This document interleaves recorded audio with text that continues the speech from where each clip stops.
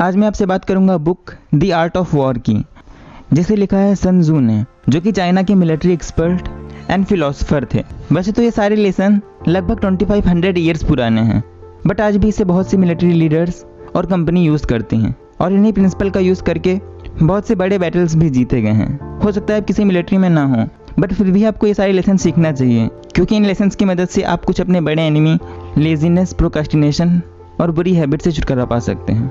First lesson है attack by strategy.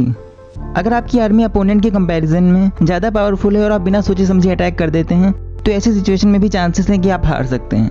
इसलिए attack करने से पहले आपको अपनी पावर और अपोनेंट की पावर को अच्छे से ऑब्जर्व कर लेना चाहिए। आपको देख लेना चाहिए कि अपोनेंट की आर्मी कितनी स्ट्रांग है और आपकी आर्मी कितनी स्ट्रांग है। फिर उसे अच्छे से ऑब्जर्व करने के बाद स्ट्रैटेजी बना के अटैक करना चाहिए।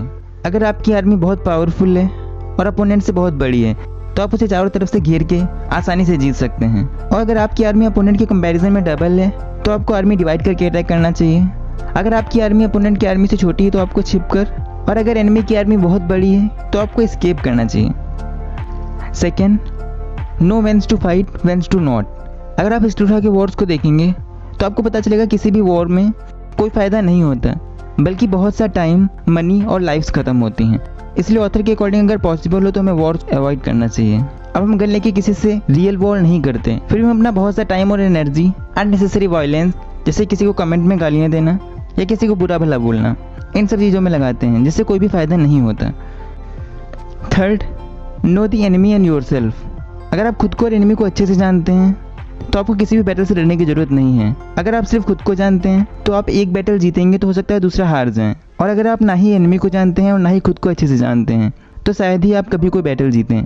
इसलिए आपको कभी भी फाइट करने से पहले खुद को और एनिमी को अच्छे से जान लेना चाहिए। मान लेते हैं आपकी प्रॉब्लम प्रोक्रेस्टिनेशन है और आप बिना उसे समझे ही इसे अवॉइड करने की कोशिश करेंगे, तो शायद ये काम ना करें। बट अगर आप कुछ अच्छे तरीके और टेक्निक्स ढूंढते हैं प्रोक्रेस्टिनेशन को अवॉइड करने के, और फिर ये भी देखते हैं कि कौन सी टेक्निक आप पे काम करेगी, तो आप बहुत ही आसानी से प्रोक्रेस्टिनेशन को अवॉइड कर सकते हैं।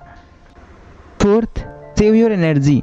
आपके पास अनलिमिटेड एनर्जी नहीं है, इसलिए आपको इसे सोच समझ के खर्च करना चाहिए और कुछ ऐसे तरीके ढूंढने चाहिए जिनसे आप कम एनर्जी और टाइम में अपने काम कर सकें। ऑथर कहते हैं आपको ऐसी फाइट नहीं करनी चाहिए जिसमें आपको बहुत दूर ट्रैवल करना पड़े या आपको किसी ज़्यादा हाइट वाली चीज़ को क्रॉस करना पड़े, क्योंकि ऐसी सिचुएशन में वॉर स्टार्ट होने से पहले ही आप अपनी बहुत सी एनर्जी गंवा चुके होंगे, जिससे आपके हारने के चांसेस बढ़ जाते हैं। Fifth, weak and strong points.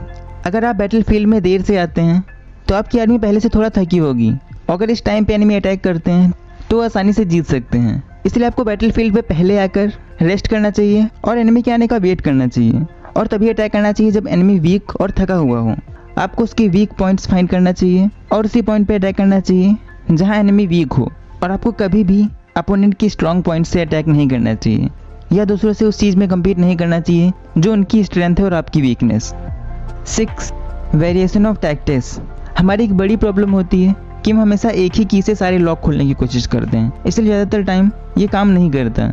अगर सिचुएशन डिफरेंट है, तो आपको डिफरेंट प्लान बनाने चाहिए और डिफाइन करना चाहिए कौन सी चीज़ें आपके लिए काम करती हैं और कौन सी चीज़ें नहीं। बहुत सी टैक्टिक्स के फेल होने के 5 मेन रीज़न होते हैं, जो कि हैं: first, being recklessness and impatient. Second, cowardness. Third, a hasty temper, means किसी की भी बात से बहुत जल्दी भड़क जाना और बिना सोचे समझे इमोशनली रिएक्ट करने लग जाना। Fourth, a high standard of honour, means अपनी ऑनर के लिए बहुत सेंसिटिव होना।